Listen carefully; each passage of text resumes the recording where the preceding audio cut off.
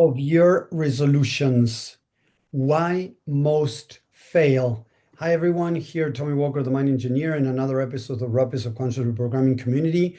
I want to share with you guys why is it that so many people fail in being able to take actions in the New Year's resolutions. So let's get this going. Here we go. Thank you very much. If you're watching live, if you can type hashtag live so that we know that you're there. If you're watching replay, hashtag replay, we would really appreciate that. Remember that the more you engage with this, more people get to see it. So if you're enjoying this, if you're liking this, if you want to comment, you want to ask questions, please go ahead. It just takes a little bit of your time and it means a world to us when more people get to see it. So let's go going on this. So I see now getting to the end of the year, right, that a lot of people are starting to put together their end of year resolution list, what they want to accomplish next year. But as we've seen many times, most of those people are just copy pasting what they did last year and they put it into their next list for next year, right? Imagine that some people want to start going to the gym more often. They want to stop eating this or that. They want to start dieting. They want to do things that they are not being able to do, or they want to stop doing things like maybe they want to stop smoking. They want to stop binge eating. They want to stop this or that. But the thing is, they're not understanding how the mind works. So if you think that just by telling yourself, try to convince yourself that you're going to stop doing this or you're going to start doing that, just because you say it is going to happen, I'm sorry, but you're putting yourself up for failure. And why do I say that? Because you need to understand that the mind has been programmed. Okay, remember, going back to how the mind works, there are two main human drivers. I'm not talking about the spiritual side, about our true self, if you want to call it like that. I'm talking about the human side. In the human side, there are two main human drivers. You have the part of you seeking for love, to feel loved and acceptance, and the other part would be the numbing the pain of the lack of love and acceptance. How does that look like? Looking for love, a partner, friends, looking for different things that will bring you love and acceptance. It could be, being successful in a specific area so that you receive compliments, you receive some type of love. So people pleasing is a way of seeking for love. Perfectionism is a way of seeking for love.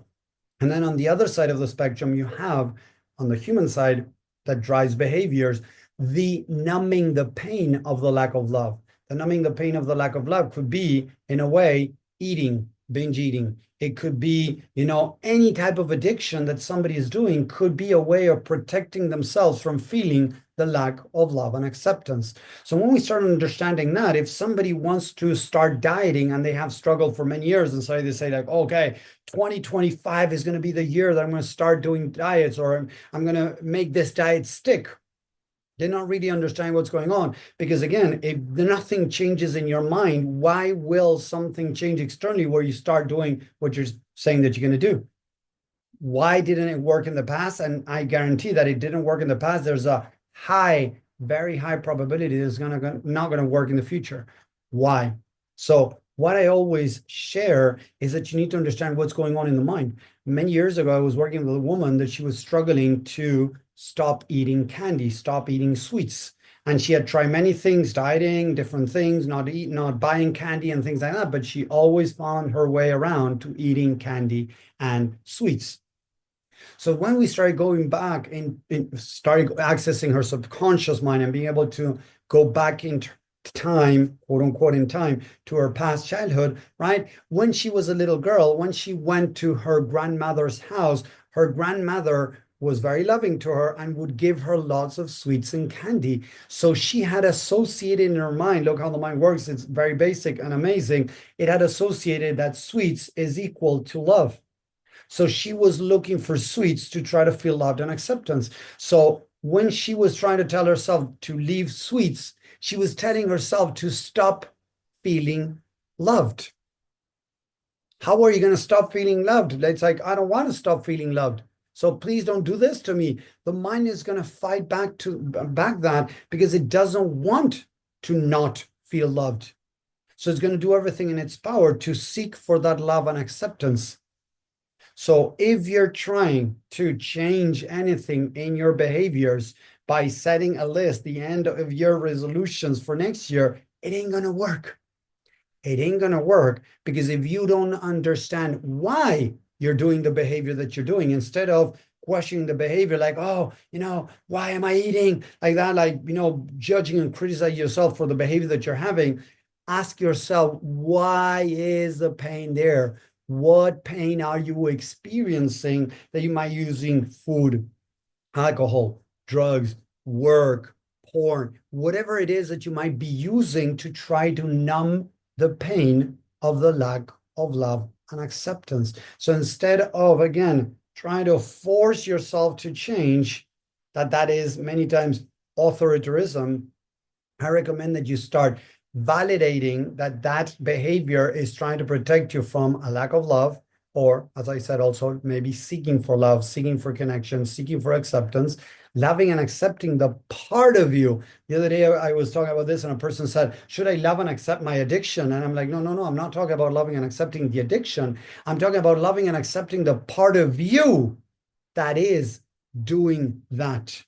Because the part of you that is doing that is doing it because it is lacking love. So by judging and rejecting it, you're making it feel worse. And that's why a lot of people that try to make changes more so at the end of the year as these New Year's resolutions, unfortunately, they're not able to because they're not understanding how the mind works.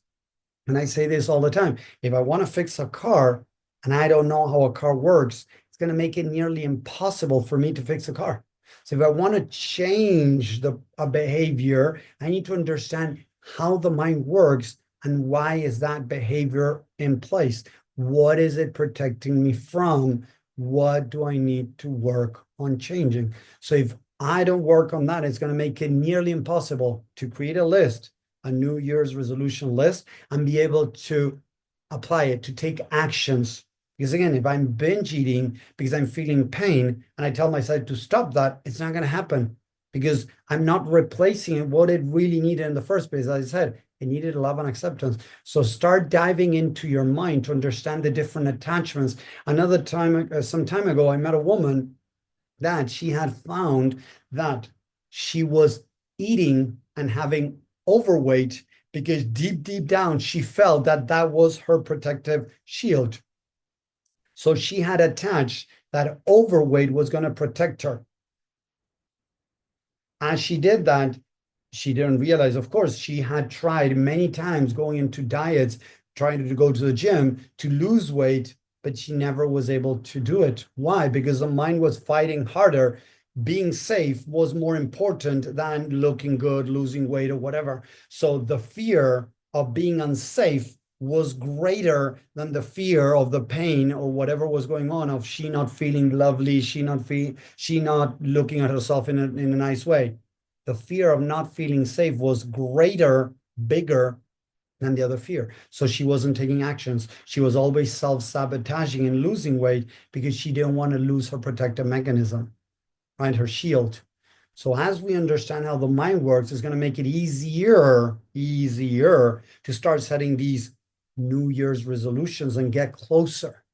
Because as I, type a 1 in the chat if this has happened to you, that you set a New Year's resolution that you've been dragging for 2, 3, 5 years, or even more years. Check that.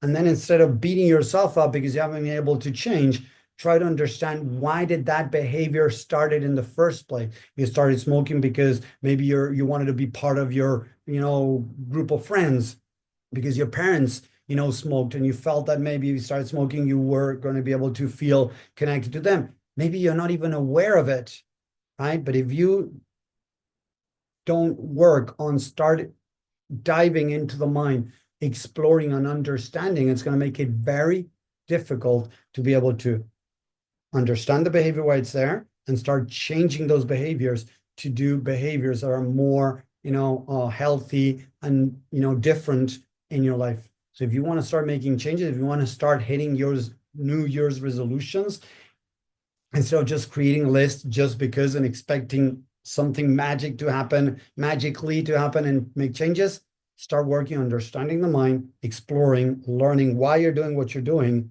and then how to be able to start changing it. So I hope that makes sense, because if you keep writing your New Year's resolutions and not hitting them, it's going to create more frustration, more, disappointment, and it's going to create a deeper downward spiral, going deeper and deeper into a hole that is going to make it more difficult to get out of there. So I hope that makes sense. I hope you enjoy this. If I don't get to talk to you before the end of the year, I wish that you have a great end of this year and a great start for next year. Happy holidays, and I'll see you next time. Have a great day. Bye, everyone.